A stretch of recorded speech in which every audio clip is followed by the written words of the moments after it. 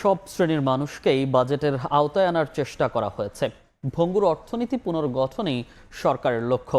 এ ব্যাপারে থাকবে না কোনো রাজনৈতিক হস্তক্ষেপ। বাজেট পরবর্তী সংবাদ সম্মেলনে এসব কথা বলেন অর্থমন্ত্রী আমির খসরু মাহমুদ চৌধুরী।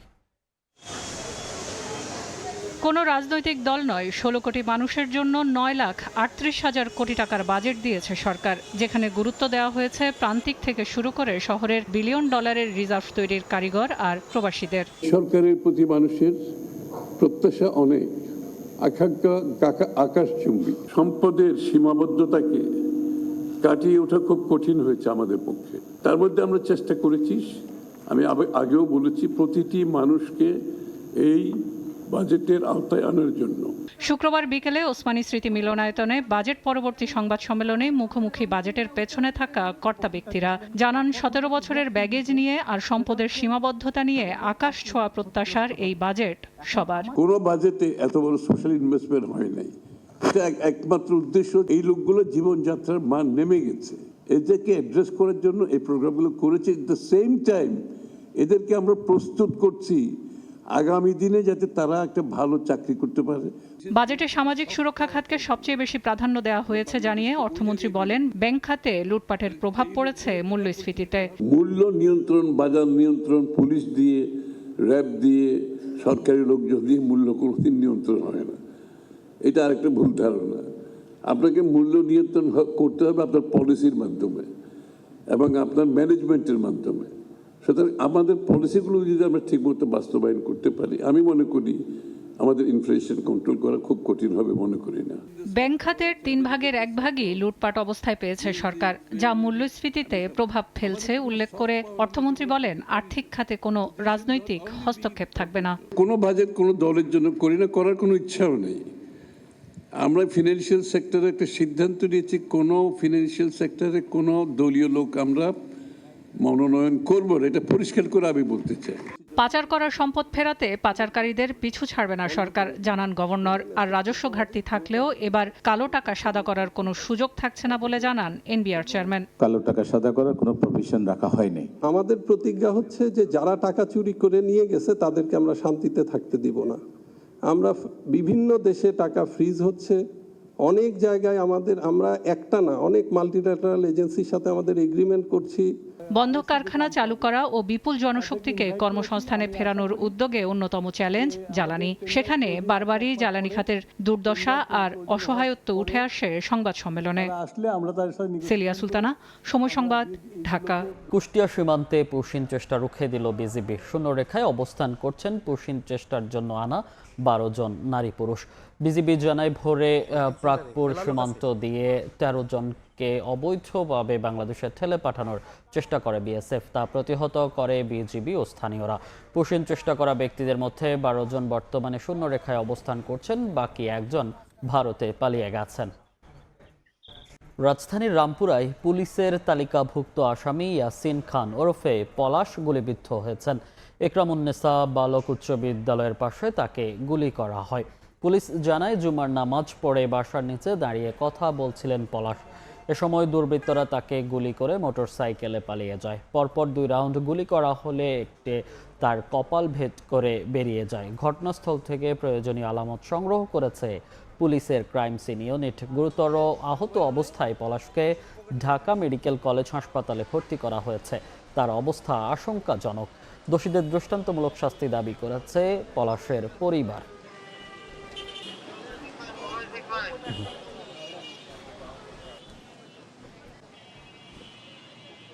ডেঙ্গু প্রতিরোধে সবাইকে নিজ নিজ বাসাবাড়ি ও আশপাশ পরিচ্ছন্ন রাখার আহ্বান জানিয়েছেন ঢাকা উত্তর সিটির প্রশাসক শফিকুল ইসলাম খান মিল্টন।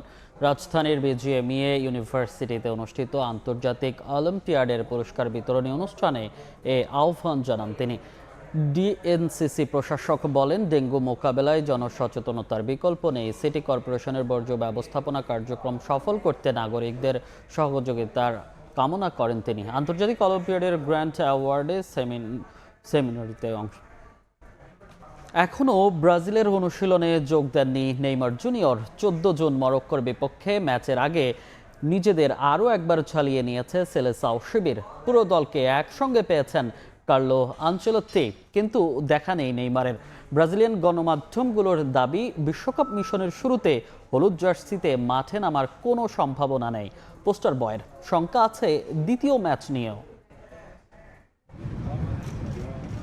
ব্রাজিল সমর্থকদের হৃদয়ে আবারও সেই চেনা কম্পন, আবারও সেই অতি পরিচিত শঙ্কা। বড় কোনো টুর্নামেন্ট শুরুর আগেই নেইমার জুনিয়রের ইনজুরি যেন 5 বারের বিশ্ব চ্যাম্পিয়নদের এক অলিখিত নিয়তি। মরক্কোর বিপক্ষে গ্রুপ পর্বের হাই ভোল্টেজ ম্যাচ দিয়ে ব্রাজিলের মিশন শুরু হতে আর মাত্র কয়েকটা মুহূর্ত বাকি। ঠিক তখনই নিউ জার্সির ওয়াশিম কর্নার থেকে ভেসে এলো কষ্টের খবর, আর তাতেই নতুন করে মেঘ জমেছে সেলেসাও শিবিরে।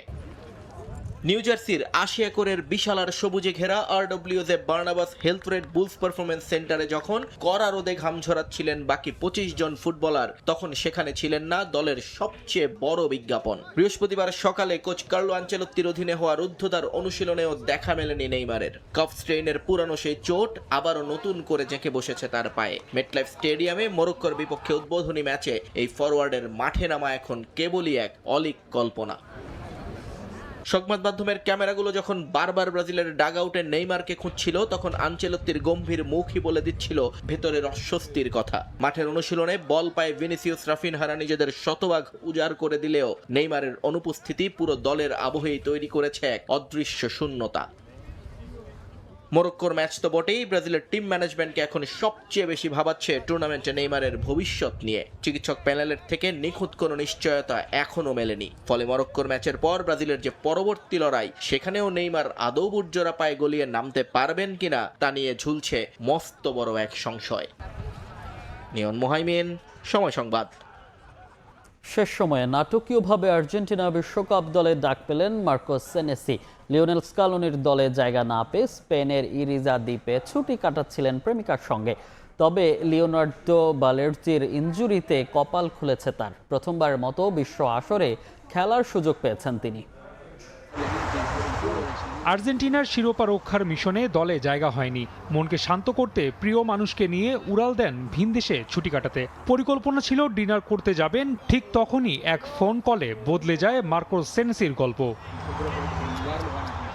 বিশ্বকাপের দলে না থাকায় প্রিয় মানুষকে নিয়ে ঘুরতে চান স্পেনের ইভিজায়। এরপরই স্বপ্ন পূরণের ঘণ্টা বেজে ওঠে মোবাইলে। সামাজিক যোগাযোগ মাধ্যমে তার প্রেমিকা ও ইংলিশ নারী ফুটবলার কেলসি রোজ বোয়ার্সের দেওয়া ভিডিওতে দেখা যায় মোবাইলে কথা বলতে গিয়ে আনন্দে আত্মহারা হয়ে পড়েন এই ডিফেন্ডার।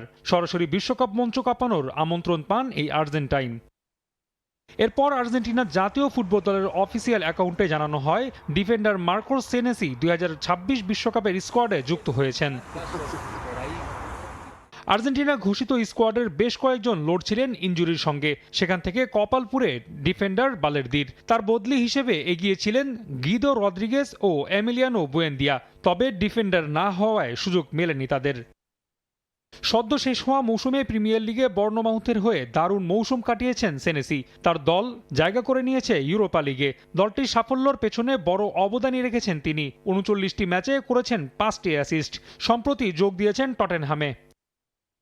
এদিকে ইনজুরি শঙ্কায় আছেন নিকোলাস গঞ্জালেস ও তাগলিয়াফিকো। পেশির ইনজুরিতে অস্বস্তি থাকায় দুজনই অনুশীলন করেছেন আলাদাভাবে। কোচ লিওনেল স্কলোনির আশা দ্রুতই সুস্থ হয়ে উঠবেন এই দুই ফুটবলার। রাফি আমিন, সময় সংবাদ। বিশ্বকাপ ফুটবলের আয়োজন নিয়ে জানাতে যুক্তরাষ্ট্রের নিউ জার্সি থেকে যুক্ত হচ্ছেন সহকর্মী হাসানুজ্জামান সাকি, সাজিদ মুস্তাহিদ ও SM ইকবাল। লস অ্যাঞ্জেলেস থেকে যোগ দিচ্ছেন লস্কর আল মামুন। এছাড়া কানাডার টরন্টোতে আছেন রাশেদ লিমন। শুরুতেই যাচ্ছি সাজিদের কাছে।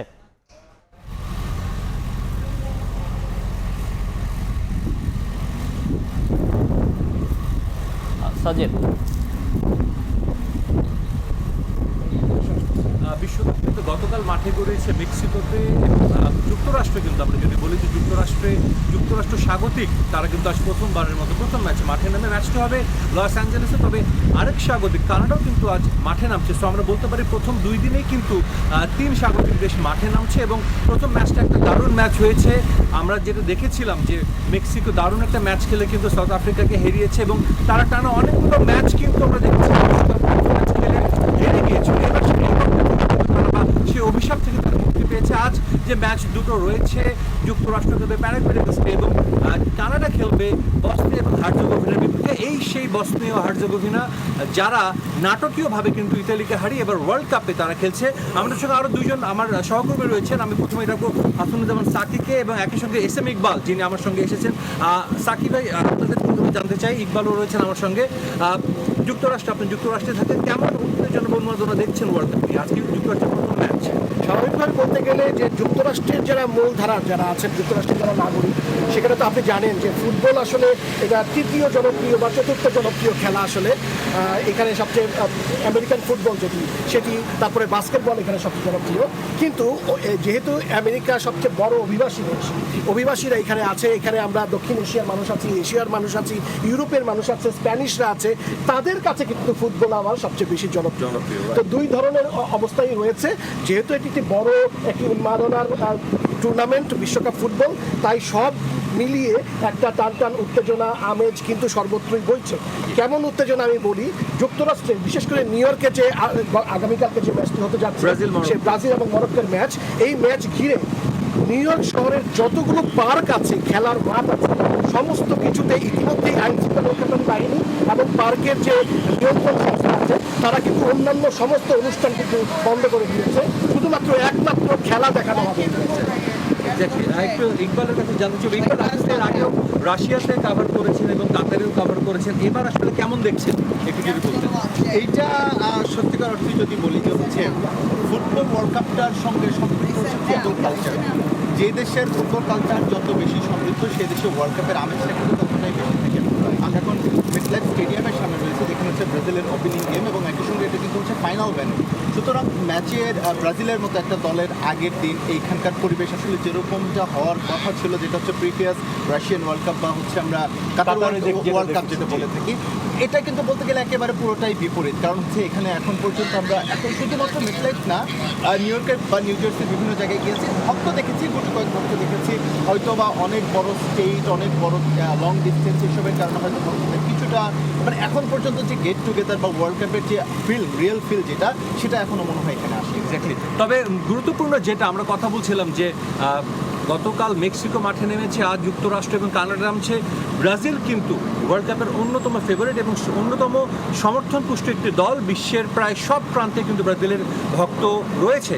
সেই ব্রাজিল কিন্তু কালকে মাঠে নামছে। ব্রাজিল ম্যাচ ঘিরে আপনার প্রত্যাশা কি সাকি, একটু আপনার কাছে জানতে চাই। অবশ্যই আমাদের বাংলাদেশের দর্শকদেরকে যদি বলেন তাহলে তো বাংলাদেশে শুধু ব্রাজিল এবং আর্জেন্টিনা ঘিরে সমস্ত ফুটবলের উন্মাদনাটা বেশি ঘিরে থাকে এবং দুটো পক্ষ হয়ে যায়।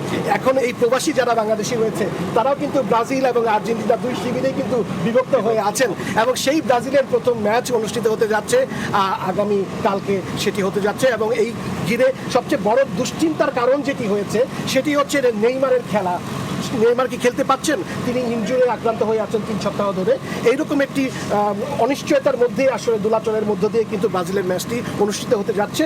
তবে আশা করা যাচ্ছে যে মরক্কোর সাথে সহজেই জয় পাবে। তবে যেটা আসলে বলেছেন সাকি যে মরক্কোর সাথে সহজে জয়, তবে আমি দ্বিমত পোষণ করতে চাই। ইকবাল, আমি জানেন আমার সঙ্গে মরক্কো কিন্তু African cup of Nations champion, যদিও কন্ট্রোভার্সিয়ালি তারা পেয়েছে, হ্যাঁ সেটাই। কিন্তু তারপরে কিন্তু আমরা বলতে পারি যে ব্রাজিল এবার কিন্তু কার্লো আনচেলোত্তি আসার পরে, যেটা উনি বলেছেন যে ব্রাজিল জিতবে, কারণ কিন্তু একটাই, সেটা হচ্ছে কার্লো আনচেলোত্তি। তিনি আসার পর ব্রাজিল দলটাকে যেভাবে ভেঙে চুরে নিজের মতো করেছেন, সেটা কিন্তু আমরা দেখেছি যে ব্রাজিলকে আসলে ব্রাজিলকে প্রতিপক্ষের ভাবটি স্পষ্ট এবং তিনি 4টি দিন এক ফরমেশনগুলোতে বেশ অনেকদিন ধরে খেলে যাচ্ছেন এবং দেখেছি আমাদের কিন্তু কড়া নিরাপত্তা এখানে রয়েছে।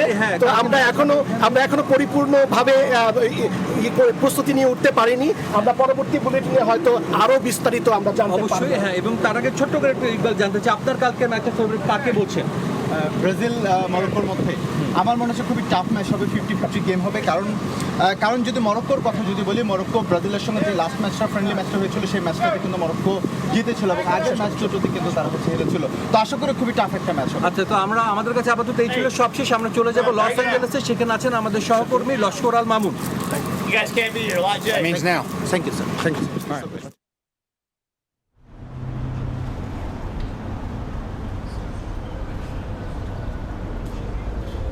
ধন্যবাদ সাকি। বিশ্বকাপ ফুটবল মানেই উত্তেজনা, এবং উত্তেজনার এই ফুটবলের উত্তেজনা শুরু হয়েছে অর্থাৎ মেক্সিকো সিটিতে প্রথম উদ্বোধনী অনুষ্ঠানের মধ্য দিয়ে এই ফুটবলের পর্দা উঠেছে, এবং সেই কারণেই আজকের অর্থাৎ অল্প কয়েক ঘন্টা পরেই মার্কিন যুক্তরাষ্ট্র এবং কানাডায় উদ্বোধনী পর্ব অনুষ্ঠিত হবে। নিশ্চয়ই আপনারা জানেন যে তিনটি দেশ আয়োজন করেছে এবারের বিশ্বকাপ, যুক্তরাষ্ট্র, কানাডা, মেক্সিকো। কয়েক ঘন্টা পরেই যুক্তরাষ্ট্রে উদ্বোধনী অনুষ্ঠান অনুষ্ঠিত হবে, এবং সেটি হবে যুক্তরাষ্ট্রের নান্দনিক শহর লস অ্যাঞ্জেলেস, এবং এই লস অ্যাঞ্জেলেসের সোফাই স্টেডিয়ামে উদ্বোধনী অনুষ্ঠান অনুষ্ঠিত হবে, এবং সেজন্য এরই মধ্যে সেখানে প্রস্তুতি নেওয়া হয়েছে, সব ধরনের প্রস্তুতি সম্পন্ন করা হয়েছে, এবং উদ্বোধনী অনুষ্ঠান 90 মিনিট উদ্বোধনী অনুষ্ঠানের পরে সেখানে স্বাগতিক যুক্তরাষ্ট্র প্রথমবারের মতো মোকাবেলা করবে প্যারাগুয়ের বিরুদ্ধে, এবং প্যারাগুয়ে এবং যুক্তরাষ্ট্রের মধ্যকার খেলাটি দেখার জন্য এরই মধ্যে যুক্তরাষ্ট্রের যারা ফ্যান সমর্থক রয়েছেন তারা কিন্তু স্টেডিয়ামের বাইরে এসে জড়ো হয়েছেন, এবং আজকের এই খেলা উপভোগ করার জন্য। এবং শক্তিমত্তার দিক থেকে যদি বলা হয়, যুক্তরাষ্ট্র নিজেদের মাঠ, নিজেদের দেশ এবং সব কিছু মিলিয়ে তাদের একটি বাড়তি সুবিধা রয়েছে, সেদিক থেকে যুক্তরাষ্ট্র নিজেকে ফেভারিট মনে করা হচ্ছে। অপরদিকে তার প্রতিপক্ষ প্যারাগুয়ে কিন্তু কম শক্তিশালী নয়, যদিও তারা 16 বছর পরে এই বিশ্বকাপ ফুটবলে খেলতে এসেছেন, এবং প্রথম দিনই মোকাবেলা করবেন যুক্তরাষ্ট্রের, এবং স্বাগতিক যুক্তরাষ্ট্র তাদের মোকাবেলা করবে। যদিও একটি বিষয় বলে রাখি যে আজকের এই যে লস অ্যাঞ্জেলেস স্টেডিয়াম, অর্থাৎ এই স্টেডিয়ামটি পৃথিবীর সবচেয়ে ব্যয়বহুল স্টেডিয়াম, অর্থাৎ $5.5 বিলিয়ন ব্যয়ে এই স্টেডিয়ামটি নির্মাণ করা হয়েছে। এটিকে বলা হয় বিশ্বের অন্যতম ব্যয়বহুল এবং বিলাসবহুল স্টেডিয়াম, এবং সেই স্টেডিয়ামে প্রথমবারের মতো এই বিশ্বকাপের স্বাগতিক যুক্তরাষ্ট্র মাঠে নামবেন, এবং এই যুক্তরাষ্ট্র খেলবেন প্যারাগুয়ের বিরুদ্ধে। এই খেলাটি এখানে অনুষ্ঠিত হবে স্থানীয় সময় যুক্তরাষ্ট্রের সময় বিকেল 6টা, অর্থাৎ বাংলাদেশ সময় শনিবার সকাল 7টায়। তো তার আগে যুক্তরাষ্ট্রের এই স্টেডিয়ামটিতে নান্দনিক একটি উদ্বোধনী পর্ব অনুষ্ঠিত হবে, এবং সেই উদ্বোধনী পর্ব 90 মিনিটের একটি উদ্বোধনী পর্ব অনুষ্ঠিত হবে। সেখানে বিশ্বের নামকরা যত তারকা শিল্পী রয়েছেন, ক্যাটি প্যারি সহ, এবং যারা ফিউচার এ ধরনের নামকরা শিল্পীরা তারা পরিবেশন করবেন, এবং সেখানে সেই পরিবেশনার বাইরেও একটি ডিজিটাল প্রদর্শনী থাকবে। বর্ণাঢ্য আলোকছটার মাধ্যমে যুক্তরাষ্ট্রের এই প্রথম উদ্বোধনী ম্যাচ অর্থাৎ উদ্বোধনী অনুষ্ঠানটি অনুষ্ঠিত হবে, এবং সেটি দেখার জন্য এরই মধ্যে হাজার হাজার দর্শক সমাগম হচ্ছে স্টেডিয়ামের বাইরে। এবং আমরা জানি যে এই স্টেডিয়ামটিতে প্রায় 70,000 দর্শক একসঙ্গে বসে খেলা দেখতে পারবে। যদি দর্শক সংখ্যা বেড়ে যায় সেক্ষেত্রে এটি 100,000 পর্যন্ত বাড়ানো সম্ভব বলে স্টেডিয়াম কর্তৃপক্ষ জানিয়েছে। যদিও এই স্টেডিয়ামের ধারণ ক্ষমতা রয়েছে 70,000, সেক্ষেত্রে প্রচুর সংখ্যক যুক্তরাষ্ট্র যারা সমর্থক, স্বাগতিক যুক্তরাষ্ট্রের যে সমর্থকরা রয়েছে তারা কিন্তু মাঠে প্রবেশ করছেন, এবং একটি উৎসব মুখর পরিবেশে ধন্যবাদ এবং আবহ এবং ঘন পরিবেশে উদ্বোধনী পর্ব অনুষ্ঠিত হবে। আরেকটি উদ্বোধনী পর্ব অনুষ্ঠিত হবে আর কিছুক্ষণ পরেই, সেটি হচ্ছে যুক্তরাষ্ট্রের পাশের প্রতিবেশী কানাডায়। সেখানের কানাডার টরন্টো, ওখানে রয়েছেন আমাদের সহকর্মী রাশেদ লিমন। আমি যাচ্ছি তার কাছে। লিমন, এই মুহূর্তে আমি যদি টরন্টোর কথা বলি, টরন্টোতে কিন্তু এই মুহূর্তে বলা যায় একদম শেষ মুহূর্তের যে উত্তেজনা, সেই উত্তেজনা বিরাজ করছে।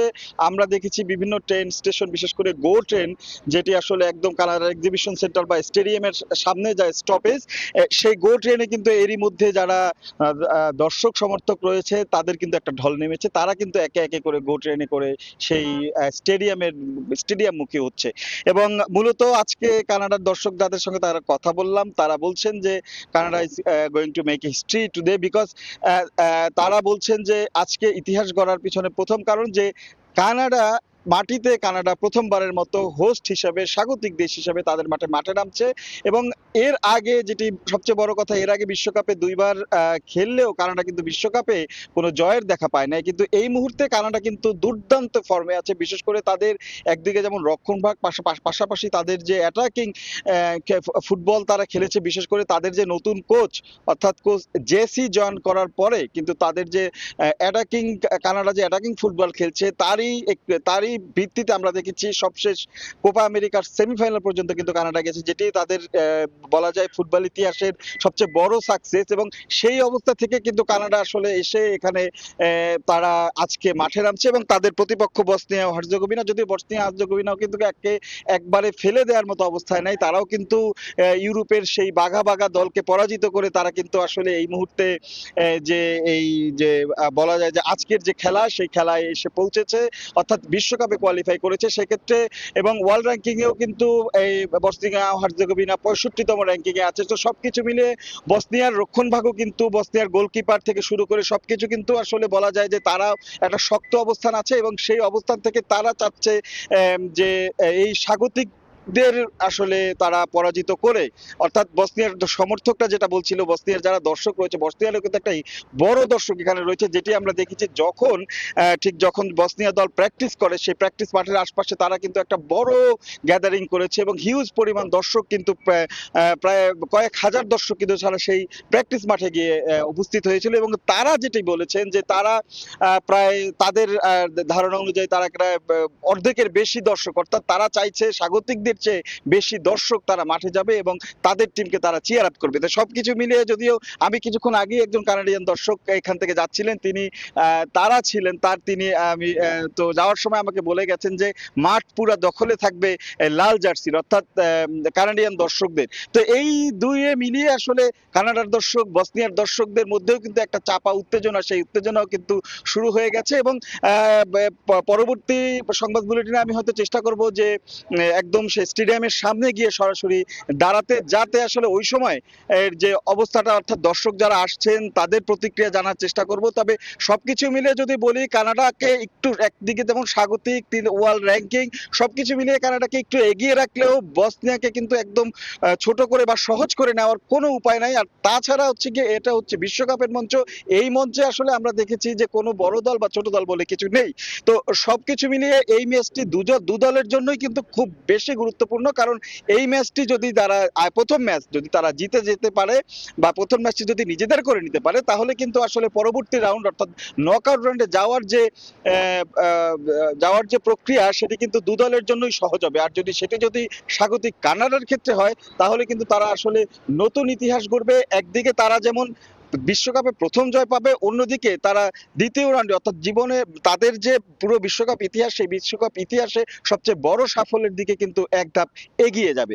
তো মোটামুটি এই ছিল আমার কাছ থেকে টরন্টো থেকে আমি যেটি বলছিলাম, যে পরবর্তীতে স্টেডিয়ামের সামনে গিয়ে আসলে দর্শক প্রতিক্রিয়া সহ আরো বিস্তারিত জানানোর চেষ্টা করব।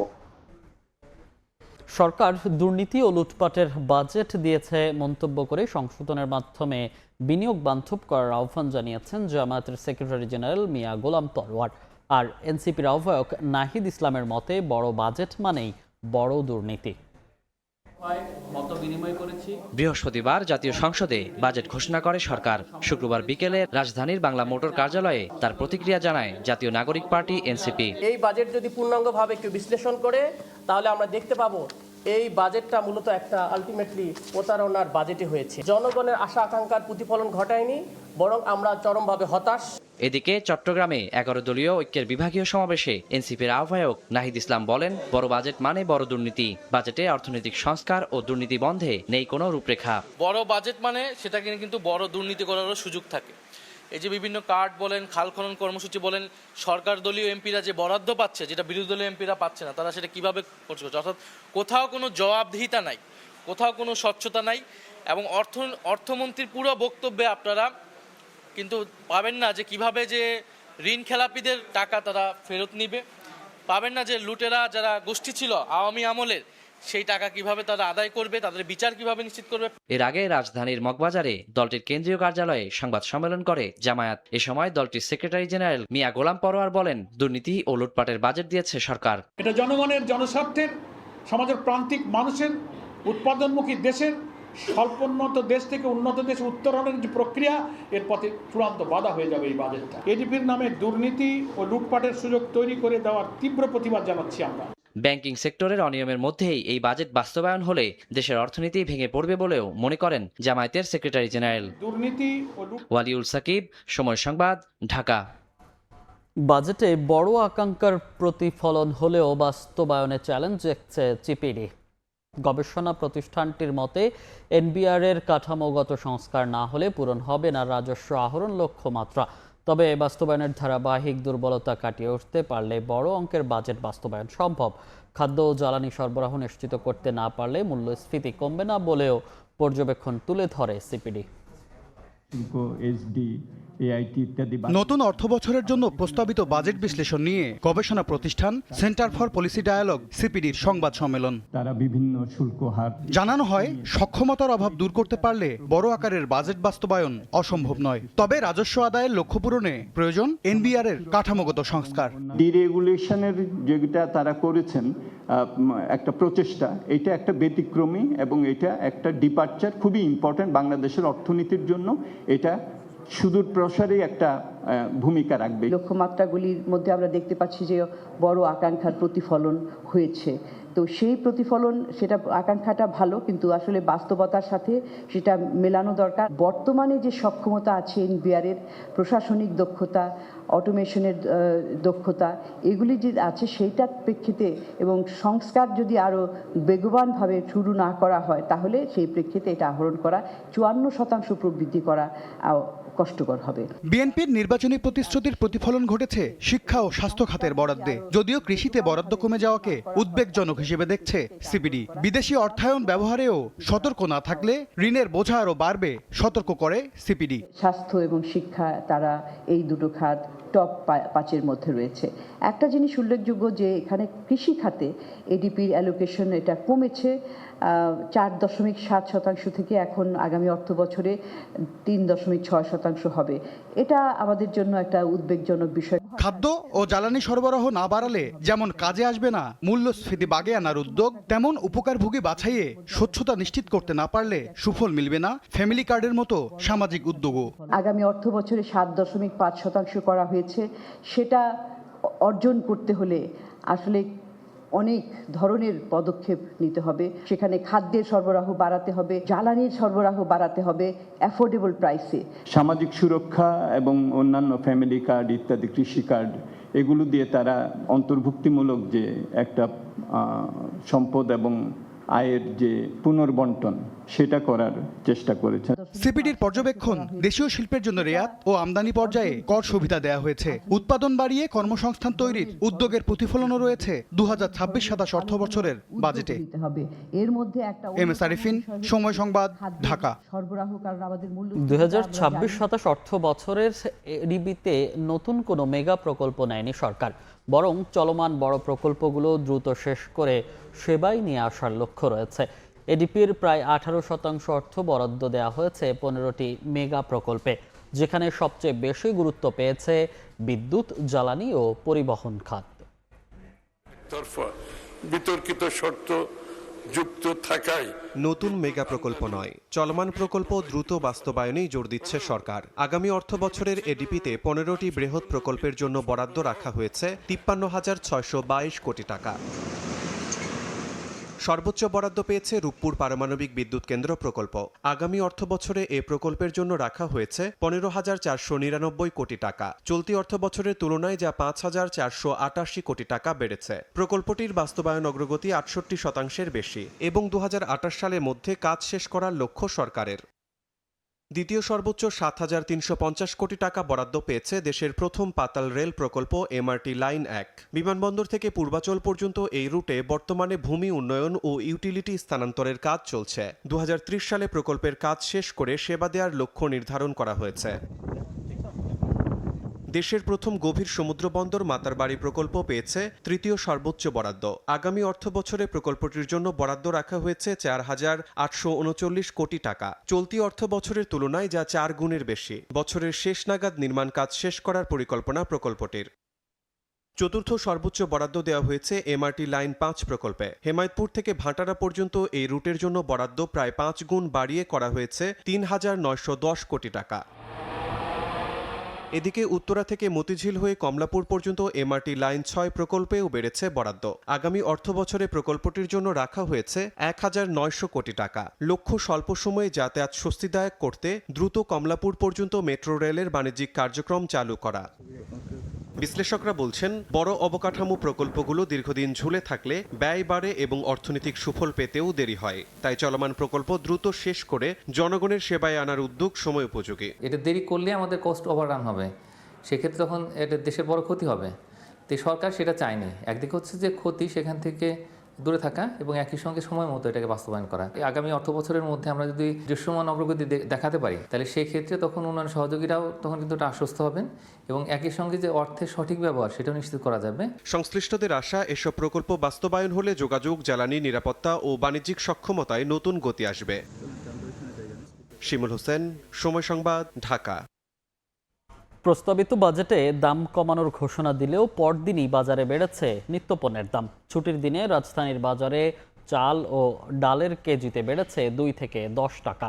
এই অবস্থায় বাজেট সঠিকভাবে বাস্তবায়ন নিয়ে শঙ্কা জানিয়ে নজরদারি বাড়ানোর দাবি জানিয়েছেন ক্রেতারা। অন্তরা সেনের রিপোর্ট।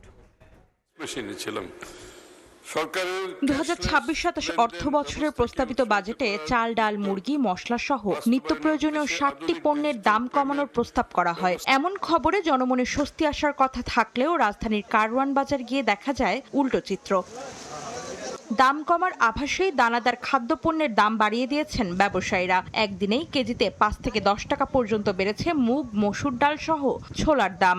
আর খোলা চিনির দাম বেড়েছে কেজিতে 5 টাকা। বাজেট ঘোষণার পরদিন বাজারে এসে দামের এমন ঊর্ধ্বগতিতে তাই ক্ষুব্ধ ক্রেতারা। বাজেট সঠিকভাবে বাস্তবায়ন না হওয়ার শঙ্কাও তাদের। বাজেটে কমতে পারে কিন্তু দোকানদাররা তো কমায় না। সাধারণ মানুষের এখন মরা ছাড়া কোনো উপায় নেই।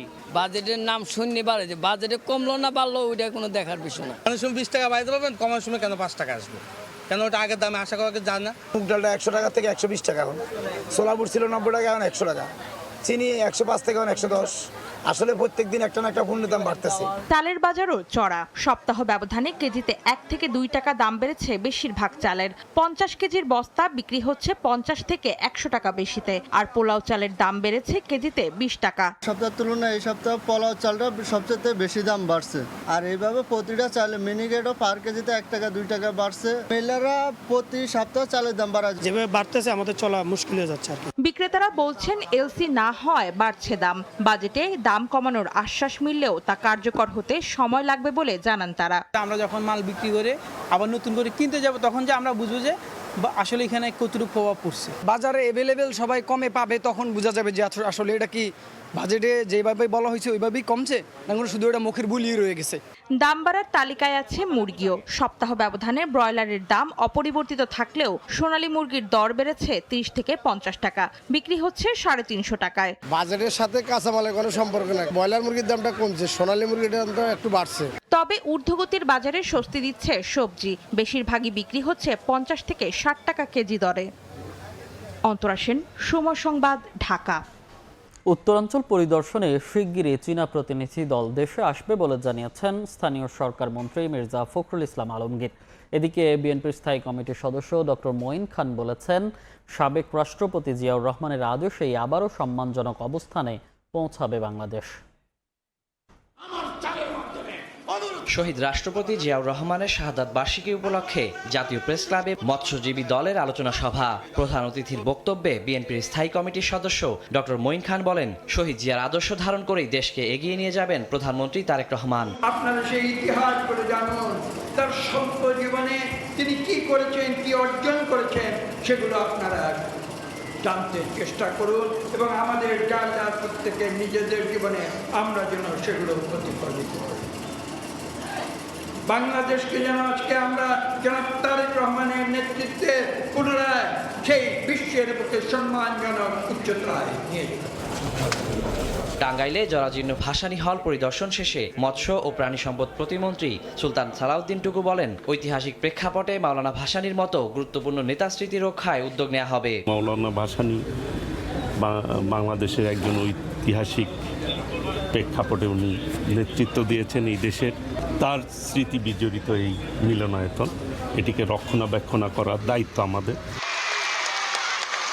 ঠাকুরগাঁওয়ে শিক্ষা উপকরণ বিতরণ অনুষ্ঠানে স্থানীয় সরকার মন্ত্রী মির্জা ফখরুল ইসলাম আলমগীর বলেন, শিল্প কারখানা গড়ে তোলার লক্ষ্যে শিগগিরই চীনা প্রতিনিধিরা উত্তরাঞ্চল পরিদর্শন করবে। বাংলাদেশ চীন মৈত্রী এটা আরো দীর্ঘজীবী হোক। এখানে চীনা প্রতিনিধিদের পাঠাবেন যারা এই অঞ্চলে শিল্প কারখানা তৈরি করার উদ্যোগ গ্রহণ করবে আমাদের ব্যবসায়ীদের সঙ্গে। শিক্ষকদের ভালোভাবে দায়িত্ব পালন করে নতুন প্রজন্মকে গড়ে তোলার আহ্বানও জানান স্থানীয় সরকার মন্ত্রী। তারা বড় হয়ে দেশের জন্য কাজ করতে পারে। ওয়ালিউল সাকিব, সময় সংবাদ, ঢাকা। সাধারণ জ্বর বা চর্মরোগ ভেবে গুরুত্ব না দেয়ায় দিন দিন বাড়ছে আক্রান্ত ও মৃত্যুর সংখ্যা। হাম করোনার চেয়েও সংক্রামক জানিয়ে চিকিৎসক বলছেন একজন রোগীর কাছ থেকে অন্তত 18 জন আক্রান্ত হতে পারে। বিশেষজ্ঞরা বলছেন সচেতনতার অভাবে এই পরিস্থিতি আরও জটিল হচ্ছে। জুনের শেষ দিকে টিকার কার্যকারিতা মিলবে বলে আশা করছেন সংশ্লিষ্টরা। চিকিৎসকদের মতে হাম করোনার চেয়েও সংক্রামক। এটি এতটাই ছোঁয়াচে যে এক রোগী অন্তত 18 জনকে আক্রান্ত করতে পারে। তাই রোগীর কঠোর আইসোলেশন বজায় রাখার কথা থাকলেও হাসপাতালের চিত্র একেবারেই উল্টো। অত্যন্ত ছোঁয়াচে এই রোগ নিয়ে এখনও অসচেতন অনেক অভিভাবক। হাসপাতালগুলোতেও উদ্বেগজনক চিত্র। রোগীর সঙ্গে স্বজনদের গাদাগাদি, স্বাস্থ্যবিধি মানতে অনীহা, মাস্ক ব্যবহারে উদাসীনতা যেন স্বাভাবিক চিত্র। আত্মীয় স্বজন আমি আছি, আমার শ্বশুর আছে, শালা আছে, আমার ওয়াইফ আছে, আমার শালার বউ আছে, আমরা 27 জন এখানে আছি। 2 বোন আছি আর আমার ওর বাবা আছে আর কি, আমরা 3 জনই এখানে আছি। না এরকম কিছু বলেনি যে হাম ছোঁয়াছি। ওর সাথে আমি মা না, আমি ফুপি, আর আমার ওর দাদি, ওর আব্বু, চাচু।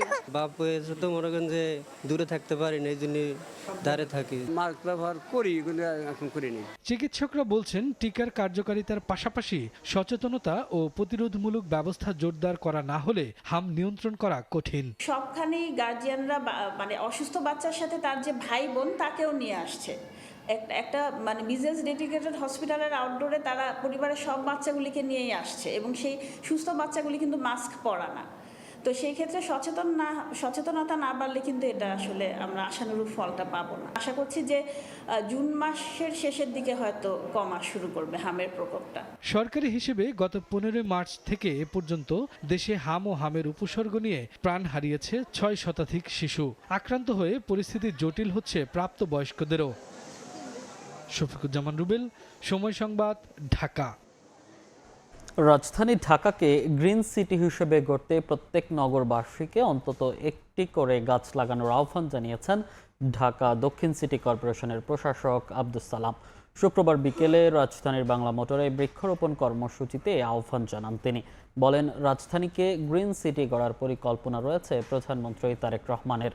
কয়েক বছরে ঢাকা থেকে বায়ু দূষণ ও যানজট সমস্যা দূর হয়ে যাবে বলেও জানান আব্দুস সালাম। সারা দেশে মাসব্যাপী বৃক্ষরোপণ কর্মসূচির অংশ হিসেবে রাজধানীর বাংলা মোটরে সড়ক বিভাজনে বৃক্ষরোপণ করেন দক্ষিণ সিটির প্রশাসক।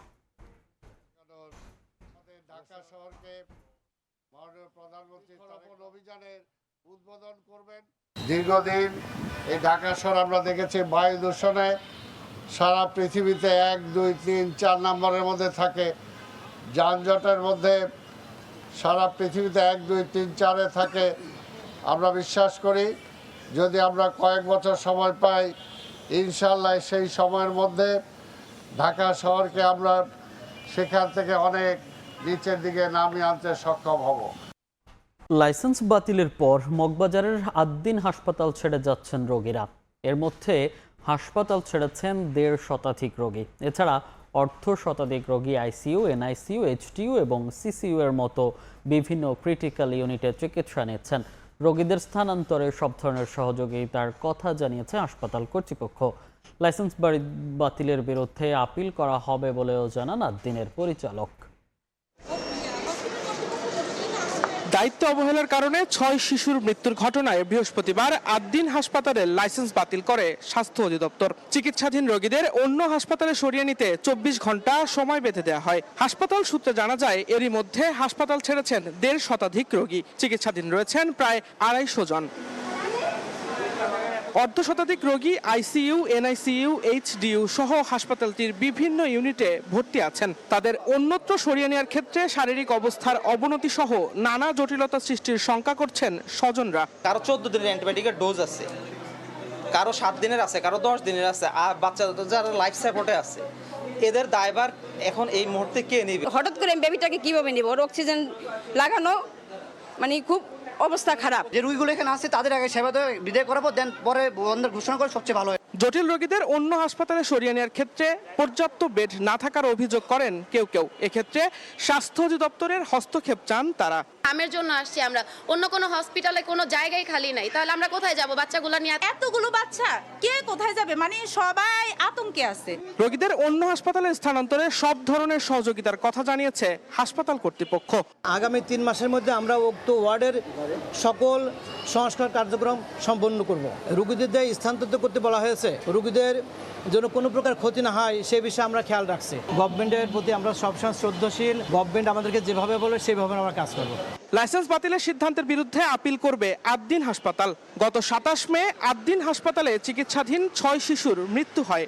এ ঘটনায় স্বাস্থ্য মন্ত্রণালয়ের তদন্ত কমিটি হাসপাতাল কর্তৃপক্ষের অবহেলার প্রমাণ পায়। দিন মোহাম্মদ সাব্বির, সময় সংবাদ, ঢাকা। রাজধানীর রামপুরায় পুলিশের তালিকাভুক্ত আসামি ইয়াসিন খান ওরফে পলাশ গুলিবিদ্ধ হয়েছেন। তবে কে বা কারা তাকে গুলি করেছে এ বিষয়ে এখনও নিশ্চিত হওয়া যায়নি। গুরুতর আহত অবস্থায় তাকে ঢাকা মেডিকেল কলেজ হাসপাতালে ভর্তি করা হয়েছে। শুক্রবার দুপুর আনুমানিক 2টা জুমার নামাজের পর রামপুরায় একরামুন্নেসা বালক উচ্চ বিদ্যালয়ের পাশে নিজ বাড়ির নিচে দাঁড়িয়ে কথা বলছেন পলাশ।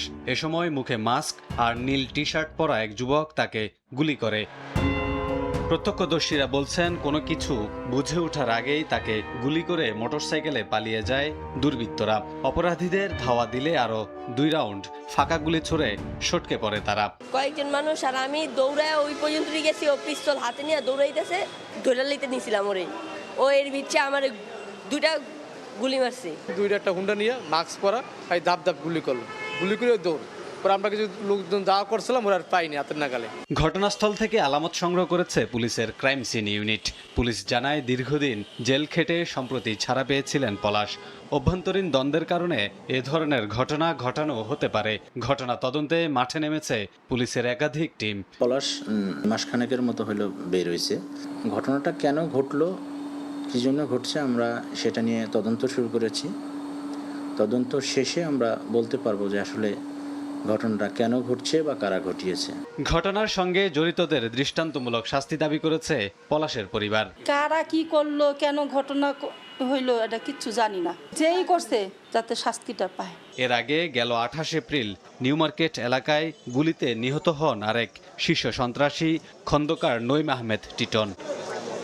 কামরুল হাসান, সময় সংবাদ, ঢাকা। রাজধানী সহ সারা দেশের অলিগলি ছাড়িয়ে এখন প্রধান সড়কেও দাপিয়ে বেড়াচ্ছে ব্যাটারি চালিত রিকশা। অল্প সময়ে জনপ্রিয় হয়ে ওঠা এই বাহনটি নিয়ে এখন বহুমুখী সংকট। একদিকে যানজট ও নিরাপত্তা ঝুঁকি, অন্যদিকে প্রায় 1.5 কোটি মানুষের জীবন জীবিকা। সিফাত আল শাহরিয়ারের ছবিতে বিস্তারিত, রাইদুল ইসলাম শুভর রিপোর্ট। যানজটে প্রতিদিন রাজধানীতে নষ্ট হচ্ছে প্রায় 82 লাখ কর্মঘণ্টা। অর্থনীতির হিসেবে বছরে যা প্রায় 50,000 কোটি টাকায় দাঁড়ায়। যানজটে বিশাল এই অর্থনৈতিক ক্ষতির অন্যতম কারণ ব্যাটারি চালিত অটোরিকশা। বিআরটিএর হিসেবে দেশের রাস্তাগুলোতে চলছে প্রায় 60 লাখ অটোরিকশা, যার 10 থেকে 12 লাখই দখল করে আছে রাজধানীর রাস্তাগুলো। যানজটের পাশাপাশি এই ব্যাটারি চালিত অটোরিকশা তৈরি করছে বিদ্যুৎ ব্যবস্থাপনায় বাড়তি চাপ। হিসেব বলছে প্রতিদিন 750 থেকে 800 মেগাওয়াট বিদ্যুতের প্রয়োজন হয় এই বাহনের শক্তি যোগাতে। এখানেই শেষ নয়, নিয়ন্ত্রণহীন এই অটোরিকশার যান্ত্রিক সক্ষমতা আর সড়কে নিরাপত্তা নিয়েও রয়েছে প্রশ্ন। এতে তো আমার ব্রেক নেই, অ্যাক্সিডেন্টের হারটা অনেক বেড়ে যায়। আগে ছিল গল্লিতে গল্লিতে, এখন মেইন রোডে রোডে।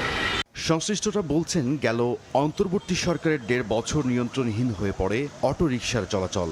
তার সাথে আছে আওয়ামী লীগের 15 বছরে রাজনৈতিক প্রভাব খাটিয়ে অটোরিকশা আর চার্জিং পয়েন্টের অবৈধ বাণিজ্য। এমন অব্যবস্থাপনায় ব্যাটারি চালিত অটোরিকশা নিয়ন্ত্রণের কথা ভাবছে বর্তমান সরকার। একটা চূড়ান্ত সিদ্ধান্ত হওয়ার পরেই আমরা এই ব্যাটারি চালিত রিকশার ব্যাপারে আমরা সিদ্ধান্ত নিতে পারবো। সিটির বাইরে রিকশা ঢাকা শহরে চলাচল করতে পারে। ঢাকা শহরের যারা আছে তারাই ঢাকা শহরে চলাচল করবে এবং আমরা তাদের লাইসেন্সটা আমরা সেইভাবেই নির্ধারণ করব। সবকিছু মিলিয়ে যেমন সরকারের নতুন পরিকল্পনা, ঠিক নিরীক্ষণ এবং নতুন রুট পারমিট কতটা বাস্তবায়িত হবে সেটি এখন দেখার প্রশ্ন। অটোরিকশা কেন্দ্রিক প্রত্যক্ষ বা পরোক্ষভাবে সম্পৃক্ত প্রায় 1.5 কোটি মানুষের জীবিকা।